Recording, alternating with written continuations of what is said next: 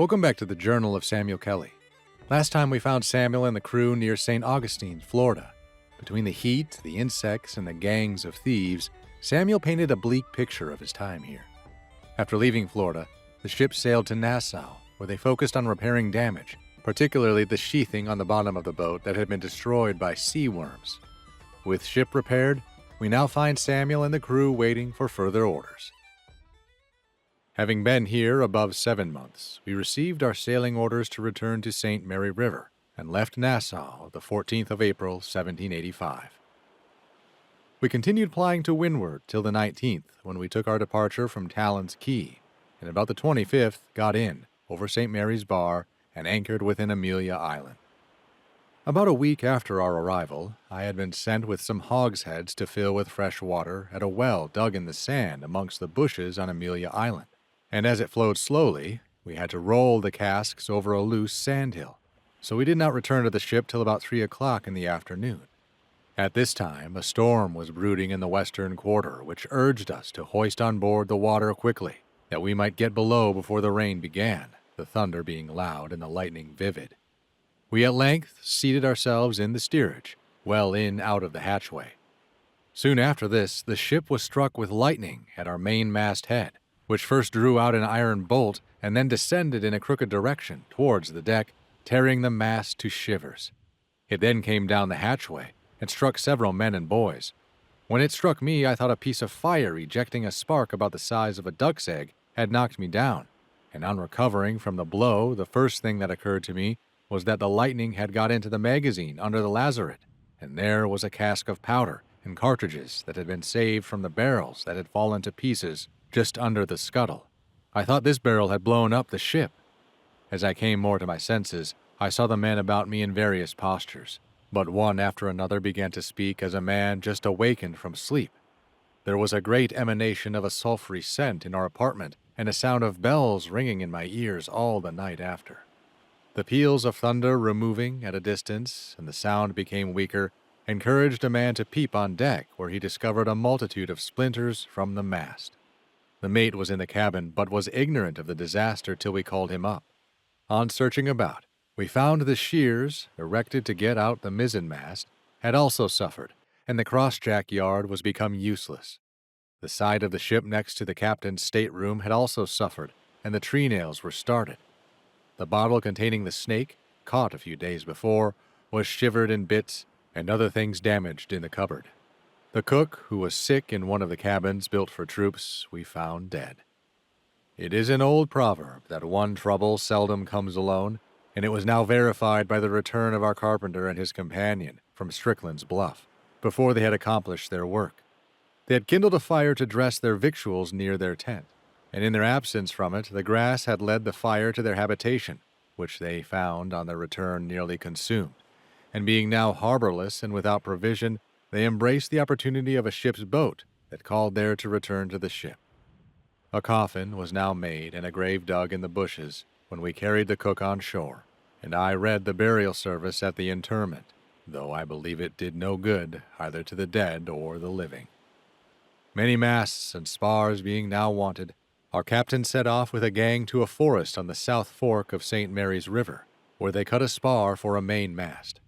After the branches were lopped off, more men than our crew were found necessary to drag it out of the wood, and this was done by fixing a tackle or purchase from tree to tree, and placing rollers under the mast. After great labor and exertion, it was brought to Amelia Beach, and there finished. We now were next employed in getting in the masts and rigging out the ship. This being accomplished, we had orders to prepare to load for London, to our great joy. Our master had now some intention of going in search of a hunter on the Georgia side, who often brought deer to the shipping. We accordingly set out on the excursion early, and after ascending the river 3 or 4 miles, we discovered an alligator asleep in our direction, and by keeping quiet, got so near as to strike it with an oar, when he made a spring and immediately disappeared. We had little difficulty in finding the beaten track through the marsh, which led to Strickland's hut, or wigwam, which was erected under the shade of a large spreading tree, probably a live oak. The hunter, his wife, and another man we found here, and at a little distance from his residence I discovered a quantity of slices of meat on sticks which had been smoked, and proved to be the flesh of a bear lately shot. This place having been formerly settled, we found an orchard of apricots, the trees bending down with their weight, and a vast quantity we carried by permission to the boat. A small patch of Indian corn was in ear, under which cucumbers, watermelons, etc. were in plenty, and the melons were equal, in my opinion, both in size and flavor to those I have eaten at Lisbon. The hunters, or crackers, are generally an indolent set of men, unless urged by necessity to exert themselves. They will place a pumpkin to roast by the fire, and instead of waiting till it is perfectly dressed, they cut off the part roasted and then replace it at the fire, making irregular meals and sleeping at intervals. As sailors, when idle, are generally plotting mischief, some of the men, finding several wooden houses evacuated here, were determined to have a bonfire at night, that the Spanish who had taken possession of the province might not obtain the benefit of those dwellings. Accordingly, after dark, the men separated into various directions to bring away doors, windows, shutters, etc. to the beach, and to demolish the small houses. A large fire was kindled under the bluff, which continued to be supplied with timber thrown down on the beach till the agent, hearing of what was doing, came amongst them, and even then he found it extremely difficult to stop the devastation, it being very dark, and whilst he was engaged with one party, another was feeding the fire, and a vessel of about 20 tons laying on the beach was also burnt. In a day or two after this, we were informed that the governor intended to proceed from St. Augustine to Jericho Plantation on St. John's River, and there to embark in a boat. We therefore ascended the river 15 or 20 miles and landed from the squadron at above the plantation, which we found evacuated by its late proprietor. The morning after our arrival here, it being little wind and fine weather, the alligators were roaring like so many bulls as they floated on the ebb tide, and many of them were heard from a considerable distance. I perceived that they moved their upper jaw when they opened their mouth to roar. The noise all around us was like in some degree to the lowing of cattle on a farm. This morning some of the seamen set fire to a stable in which was a large quantity of leaves of Indian corn, used as fodder for the cattle, and as it burned with great rapidity, it was consumed in a few minutes. They next burned a new erected dwelling, merely to obtain the nails and ironwork. In the afternoon, going over the plantation with a musket, we discovered a small horned owl in a tree, which we shot. The horns were 2 feathers, erect, one over each eye. Its plumage was a variegated brown, and a little larger than a thrush. After being here a day or two, the governor arrived and embarked. We were now ordered to return to our ships, each boat making the best of its way back. We just got alongside our ship when the governor arrived at St. Mary's, and we had the opportunity of seeing the Cyrus's yards manned to salute him, as well as the firing of her guns. The governor now took up his residence in the Cyrus, armed ship, and on board this ship I saw a number of Grecians with their families, who had lately been inhabitants of this province, and, perhaps, were brought here to cultivate the growth of silkworms, many mulberry trees being here, or else to cultivate vines. On entering our ship, I perceived several ladies on deck, and found they were 3 daughters of Colonel B., whose family, consisting of father, mother, 3 daughters, and 3 sons, had come by sea from Augustine with their servants and baggage, and intended to go to London in our vessel.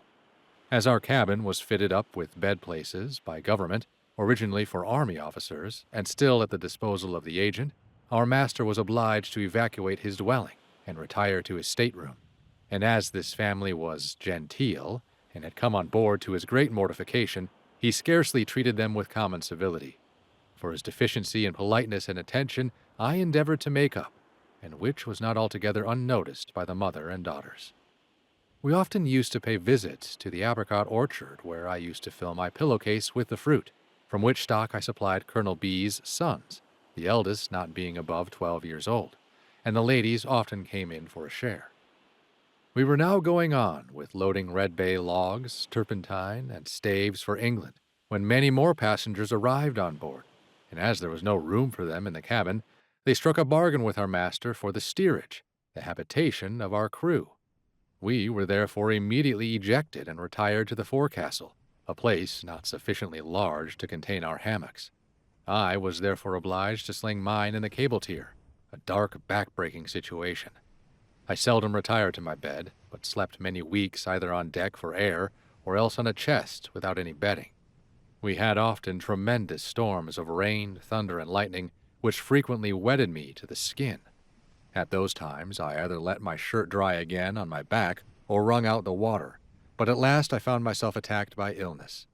Attended with great languor and lowness of spirits, my skin also became yellow like jaundice, therefore suppose my complaint was bilious. The surgeon of the Cyrus was sent to visit me, but whether at the request of our master or Mrs. B, I know not.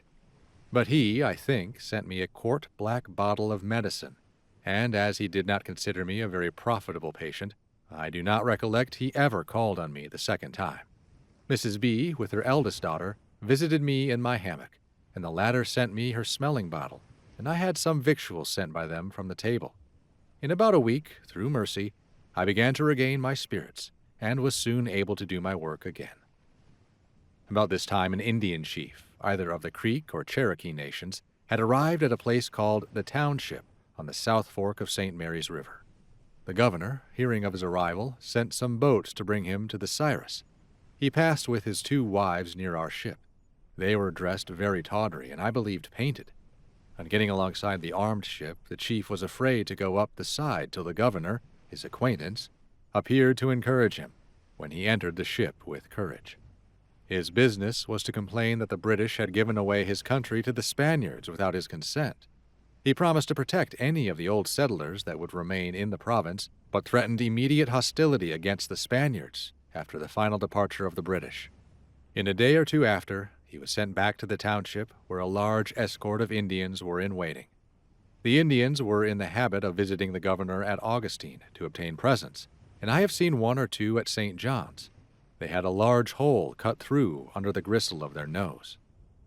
At the beach of Amelia Island, people often caught yellow bass about the size of a cod, with hook and line. These were excellent fish, and turtle was sometimes found on the beach, one of which I saw, and I have been informed that eggs belonging to them are sometimes found in the sand. On going alongside the Bonita transport, I saw a chain from her masthead led down into the water to conduct the lightning. It was about the size of the chains used in land measure, and had such a one been fixed at our mainmast, 'tis probable it would not have been shivered. I was informed that the fire has been seen in storms running down these chains in a continued succession, without any injury to the ship.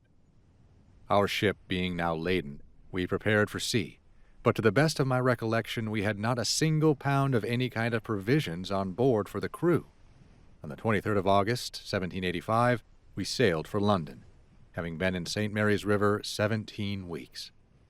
The master was well acquainted with our want of provisions, and as I had once received a good flogging with the bite of a large rope for asking for more meat for the crew, I was not very fond of risking a repetition. But as we were now commencing a passage of some 1,000 miles, I thought it prudent to represent our situation and to propose short allowance to take place immediately on the government provisions. He now thought it advisable to adopt my proposal. Our crew was accordingly put on an allowance of rice for breakfast, a small allowance of meat for dinner, and a small allowance of bread. The passengers had laid in a sea stock of pigs, fowls, etc., and our master and mate, being in the steerage mess with the passengers, fed well. One of our gentlemen had brought on board a barrel of salted mackerel, which on being opened was found rotten with age, the fish being broken in small pieces. This was given to us, and which we ate undressed to savor our rice and bread.